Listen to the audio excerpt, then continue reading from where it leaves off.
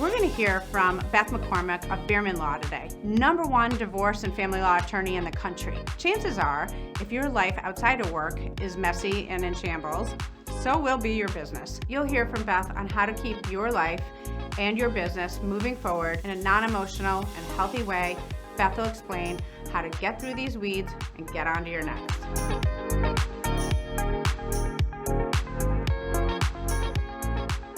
Beth, thanks so much for being here. I am a little slightly intimidated by your amazing brain power of law, what we're going to talk about, but I'm excited for everybody to hear some of your things. Thanks for having me. I'm super excited. All right, so you don't get titles like the billion-dollar divorce lawyer and some of the really fancy accolades you have after your name, and be so sort of imminent about not loving the whole traditional divorce proceeding. So tell us how you reinvented the model in your law firm, which I think is so fascinating, the way you go about one of the parts of law you practice is divorce, getting couples successfully separated. Yeah, so I try to do it differently. I've practiced for 32 years, and about 15 years ago, I was realizing that I was not living my life congruently between my personal life and my business life. I couldn't go home to my daughter every day proud of what I did that day. Nature by its divorce, you're hurting someone. And I had a moment where I decided that I wanted to shift who I was professionally to match who I am personally. And so I started doing trainings in mediation and collaborative law, which is a completely different mindset and model for how to divorce.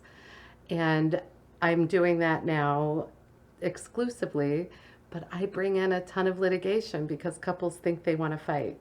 So I have a firm that allows us to do litigation or any softer kind of divorce, which is mediation or collaborative law. So literally, some of the stories you've shared, not the details or names, but I find it interesting how sometimes the people with the more stuff, more assets, more things are also the hardest bargain for you. How do you disarm these two people so they can sort of get to what they're there for to begin with, is to close out that chapter and move forward? Right. So the idea is to de-escalate in whatever way that couple can best de-escalate, right? So I try to get to know them from the minute I meet the person that wants to hire me.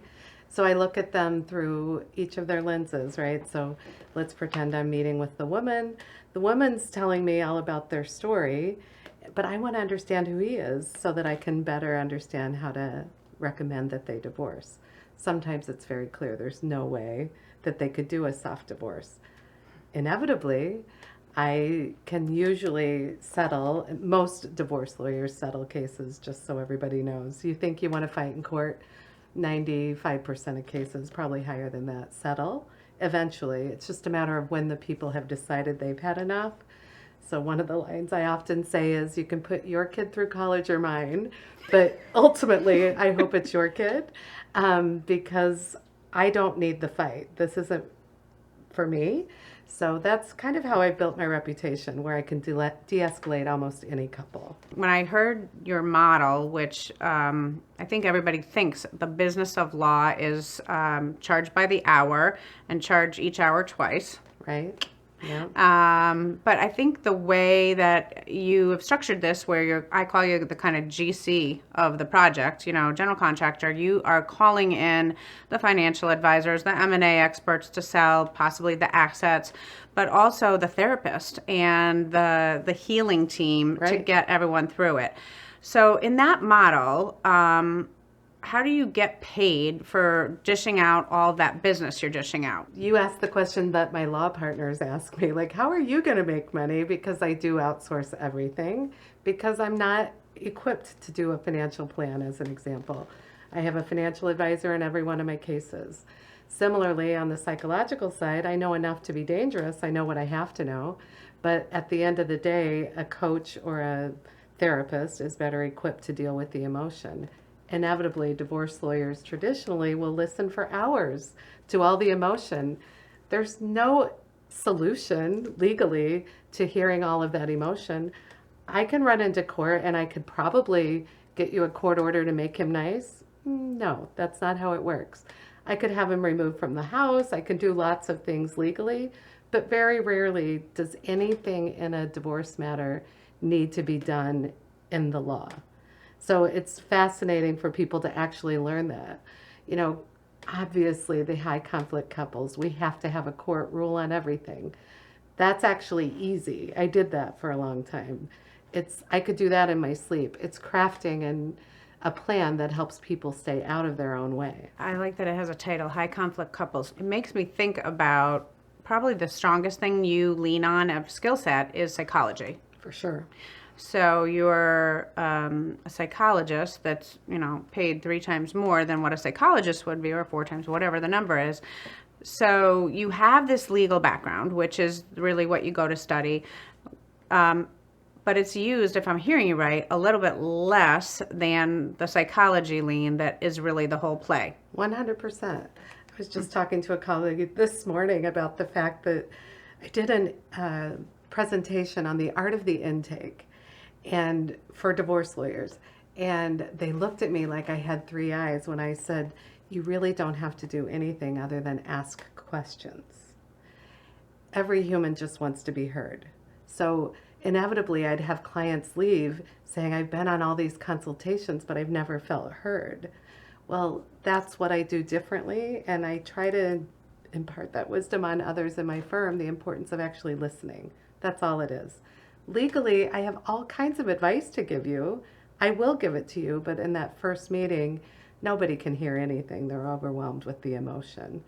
So that's kind of psychology 101, right? Every human wants to be heard. I'm so fascinated by, your business, because no different than when I'm working with my team, the way I listen to my drivers is different than my sales team, different than my production team.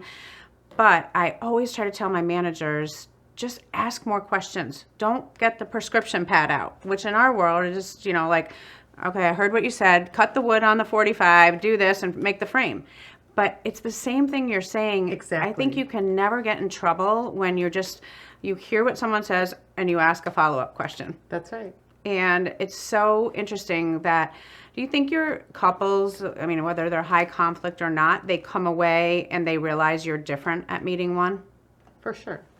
And I think it's sometimes hard for them to articulate what made me different, but I know it's because they felt heard. I can load them up with all kinds of law, and again, because they are paying a lot per hour, there needs to be a takeaway, is the traditional thinking. I'll give you the takeaway. It's just that in that first meeting, you can't hear anything because you're flooded with emotion. You're here for a divorce, the hardest thing you'll go through in your life emotionally, God willing. Yeah. And you just want to be heard. So if I just spew all the law to you, you're not going to feel validated or heard.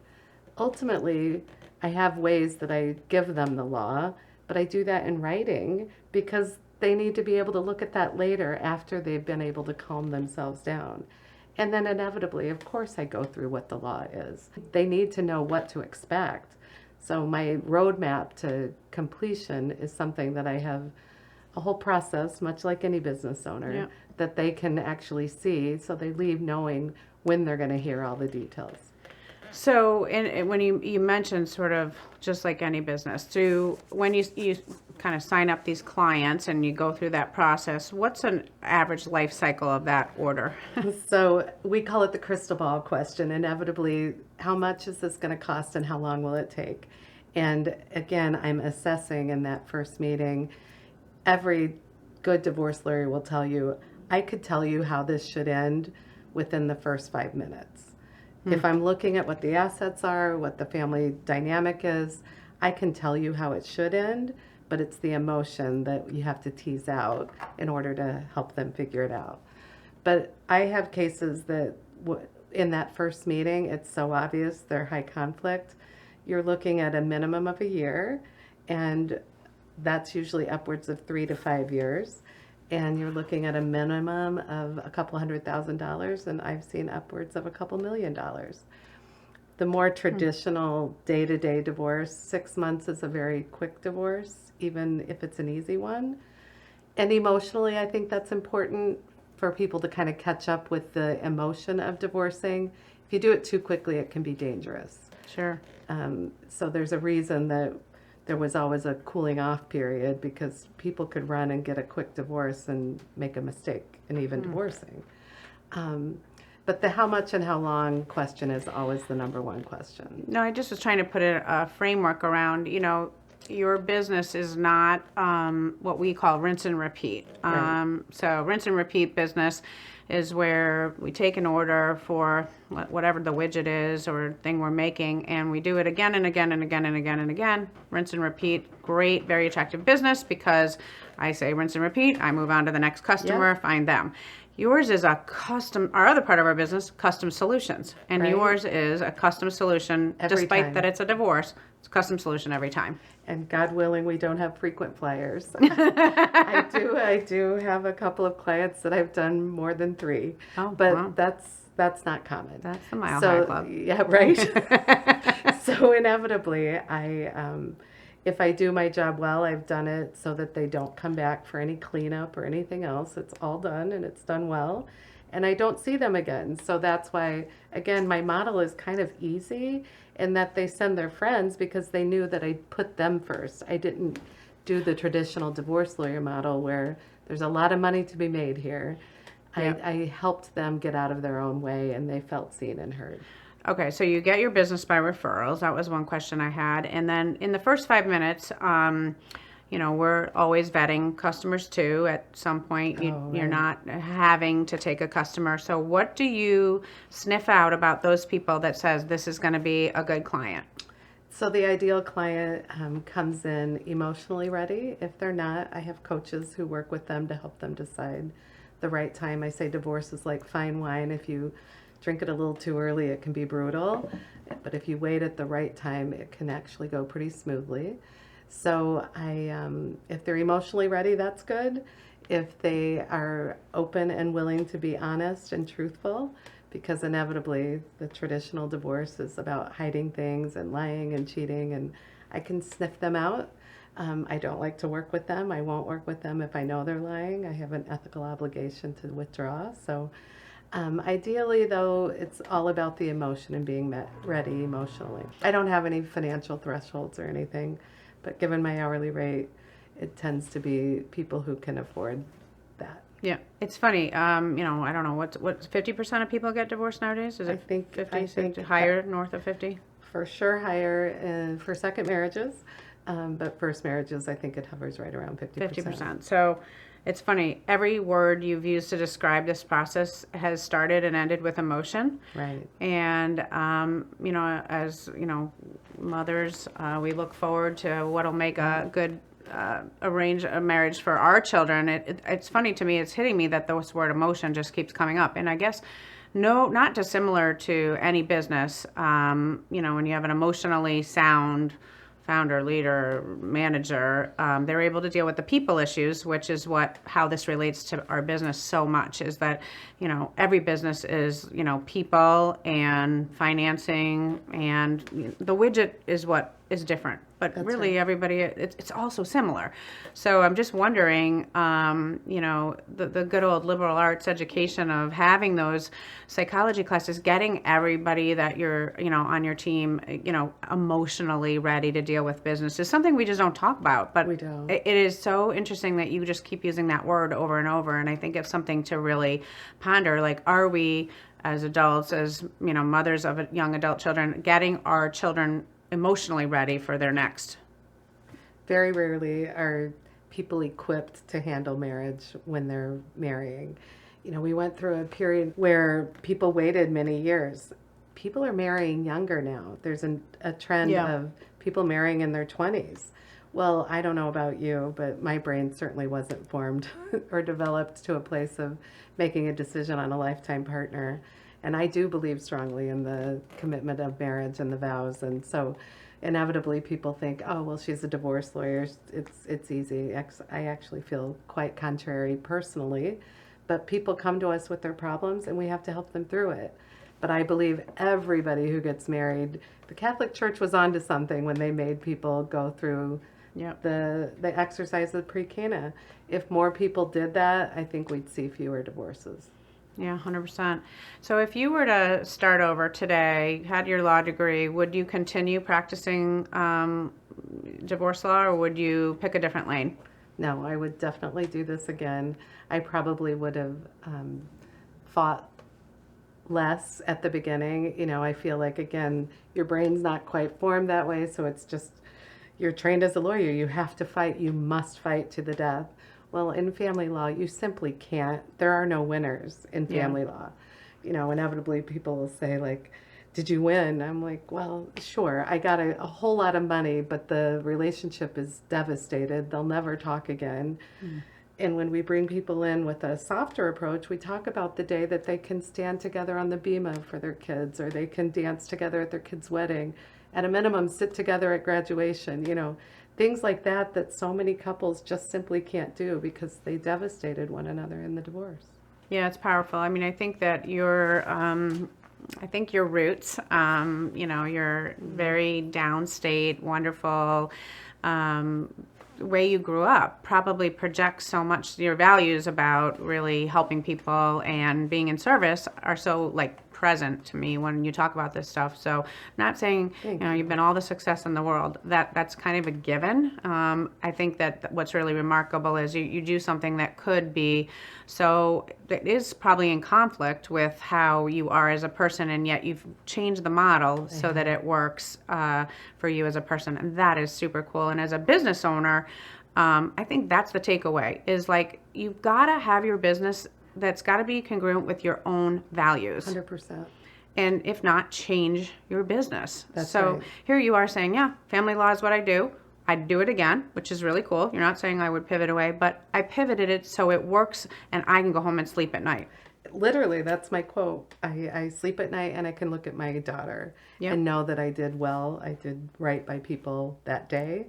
And inevitably, I have a law firm of 55 lawyers, and if I can impart wisdom on them to practice similarly, I think we're very successful. We're the biggest family law firm in the country, and we do it the best.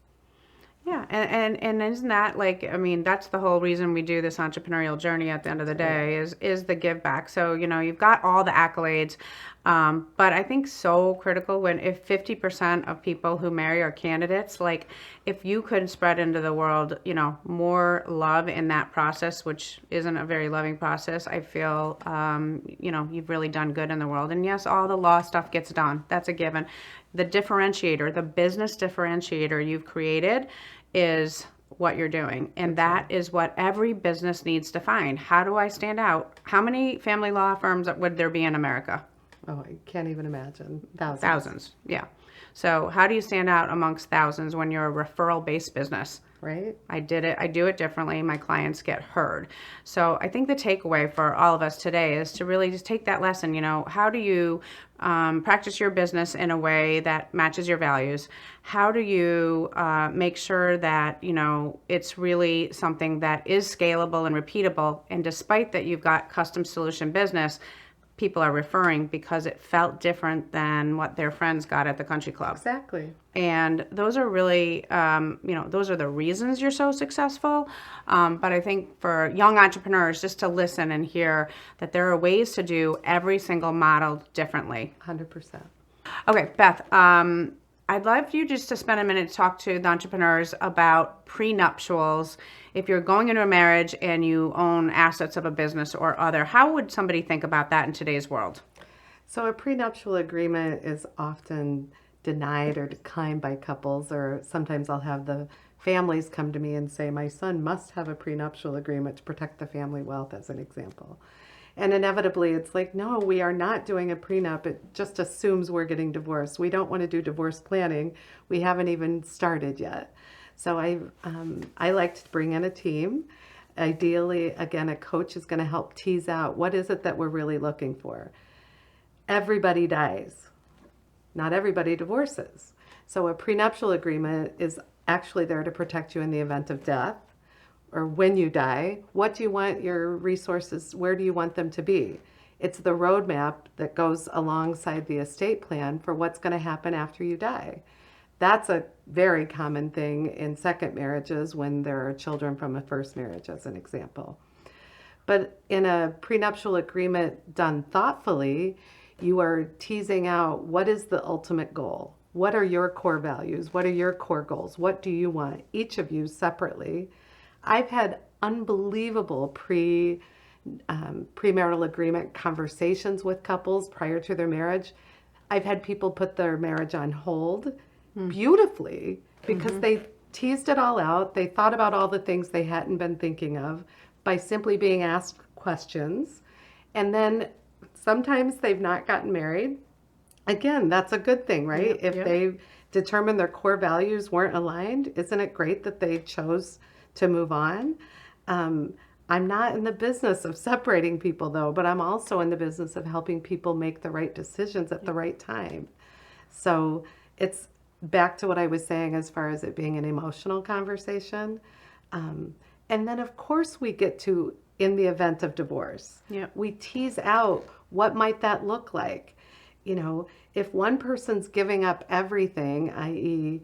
their career or their business, in order to be a spouse for another person, they can't do it all. You know, how are we going to make up for that? If I'm going to be traditional in the, let's say a woman gave up her career in order to marry the guy who's the business owner. There has to be some concession if in the event of divorce, because she lost her whole trajectory of income power, of her ability to earn all those years. So what financially could be done to make up for that? It's a hard conversation, right? So that will help lead them to many, many conversations over dinner, ideally, that aren't billable hours, but have them go off and have those conversations, because those are hard ones. Maybe the way to wrap your mind around it is somebody that's got assets and is young and getting, what you really said is, have you done enough thinking about this biggest decision of your life? But as entrepreneurs, we should also look to advisors, whether it's a lawyer, a coach, doctor, for health reasons, to say, have I done enough thinking about this thing I'm building? Is there, a pit hole that you see, a pothole, a problem I'm going to run into down the road? Maybe the answer is no. That's right. But isn't it great to be vetting that? So I think that I just hear that as such a valuable, I went to pre-Cana, but those were the questions they asked, and I felt like those were great things. Some I thought about, some I hadn't thought about. Go back and do the homework. And I did not state the obvious. I have many couples who come for a prenup and leave without one because they've talked it through. They both feel confident they don't need it. But, I'm not there with a decision. They're making the decisions. All I can do is give them the tools. Yeah.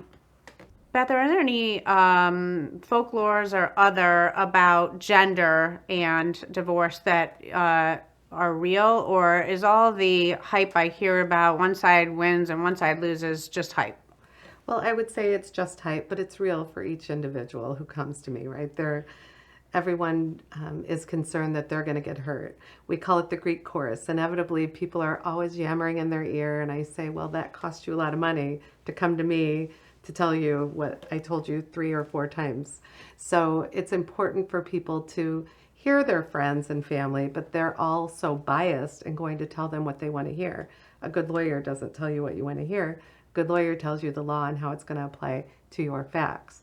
So inevitably, women feel that women always get screwed, men always feel that they get screwed, and inevitably, the system is not really effectively designed to help people decide, which is why I pull them out of the system, the legal system, and sit at a table and talk through it and talk about their core values and their goals. Because inevitably, if you do that, couples are always aligned.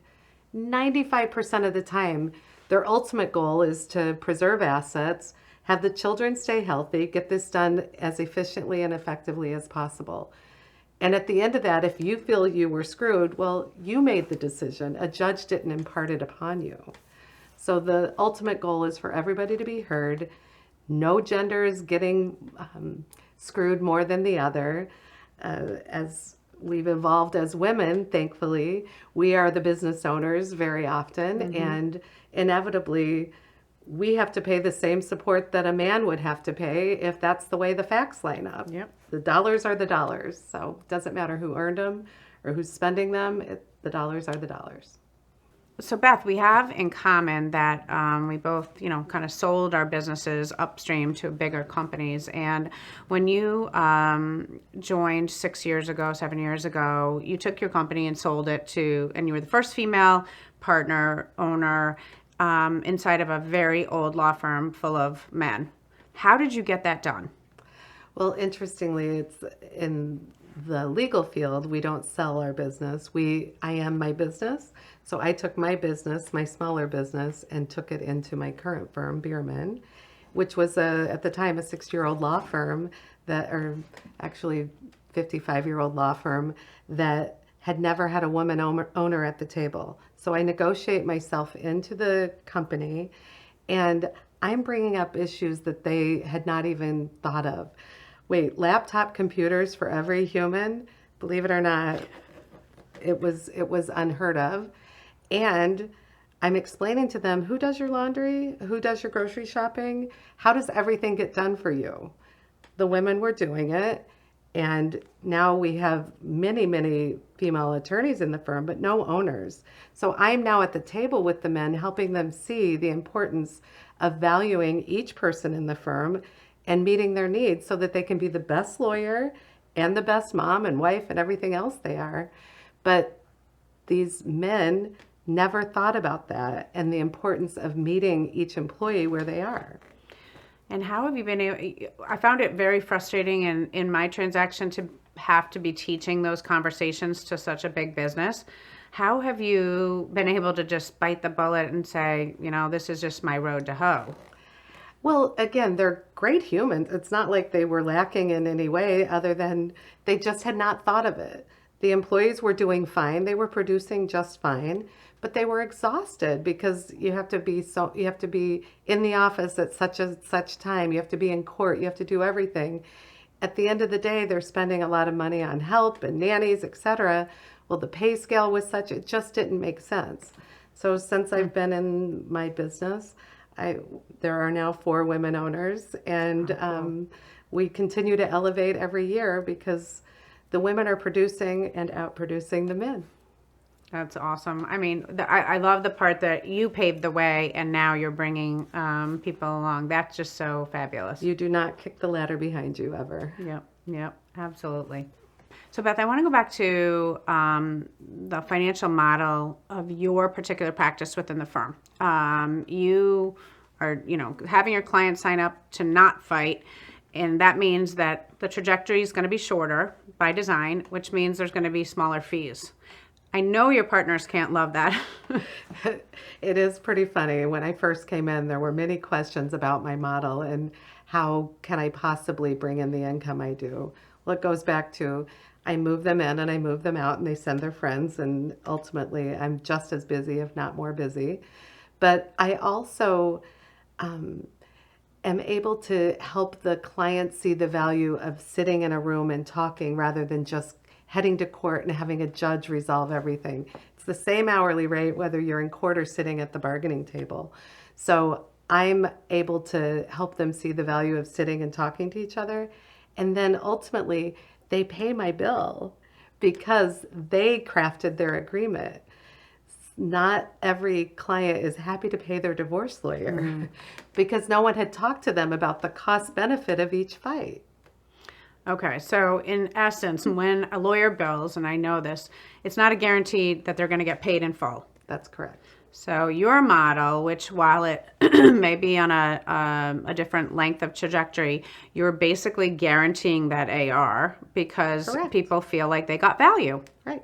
Which, I mean, as business owners, if you're not providing value, then your customer's going to, trash talk you or not pay, or they won't send referrals. Nothing good happens. And the ultimate compliment is when the other side, I represent the man in the case, and the woman sends me business because she knew I protected his best interests, but I didn't destroy her. Everyone walked away a winner to the extent they can. That's awesome. What a story. Beth, thank you so much.